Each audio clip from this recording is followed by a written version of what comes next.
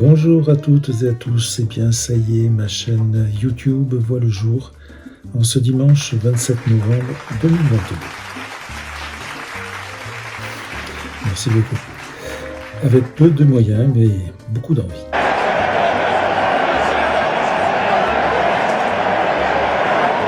Oui, bon, n'exagérons pas. Je l'ai baptisé Hauteur et Profondeur. Alors, hauteur sans H, bien sûr. Oui, je sais, je ne peux pas m'empêcher de jouer avec les mots, mais tout en gardant du sens. J'essaierai de poster des vidéos avec régularité, de tous les 15 jours en moyenne, si j'arrive à conserver ce rythme. Alors, hauteur et profondeur, ça va parler de quoi? De mes productions et de mon actualité, bien sûr, mais pas que.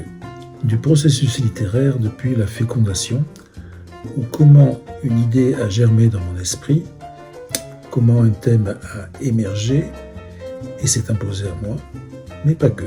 De la maturation du sujet ensuite, de la création des personnages, de la mise en place du scénario, de l'écriture, à l'aide de lecture d'extraits, de la page blanche aussi parfois, mais pas que.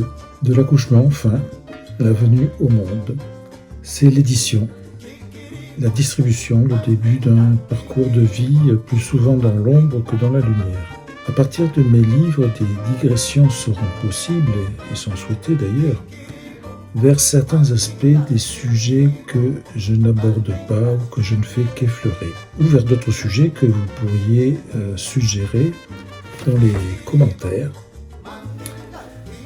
établissant ainsi des échanges lecteurs-auteurs que j'espère fructueux. On pourra également, puisque je suis aussi thérapeute, évoquer le rôle soignant de la littérature, à la fois de l'écriture, mais aussi de la lecture.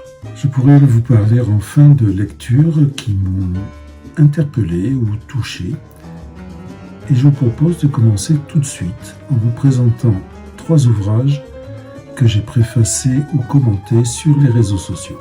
Réveiller ici est sorti en mars 2020 chez BOD.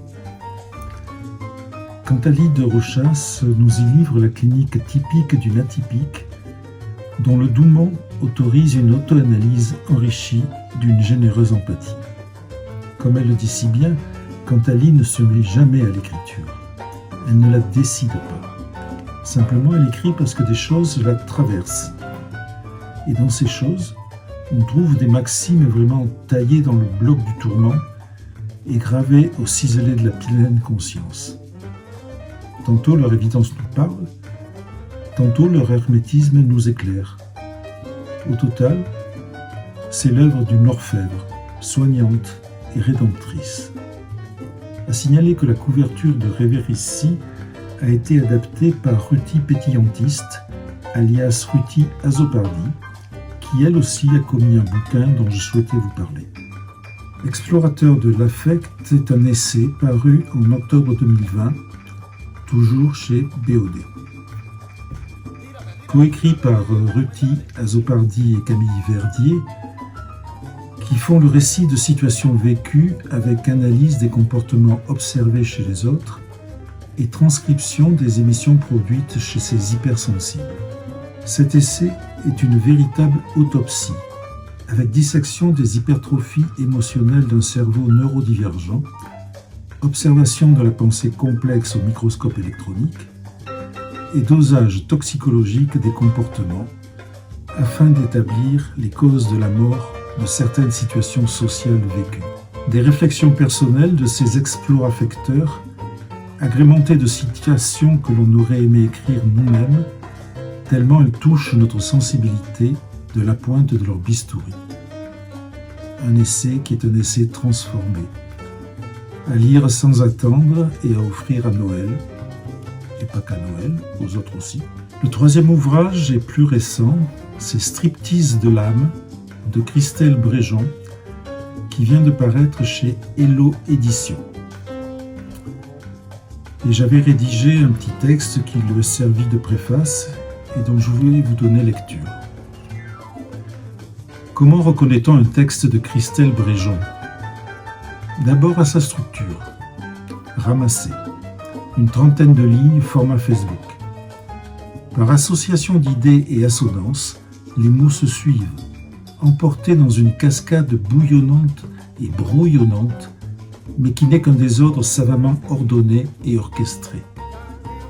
Un jeu vocalique, mais pas que. Il y a du sens dans ce semblant d'insensé.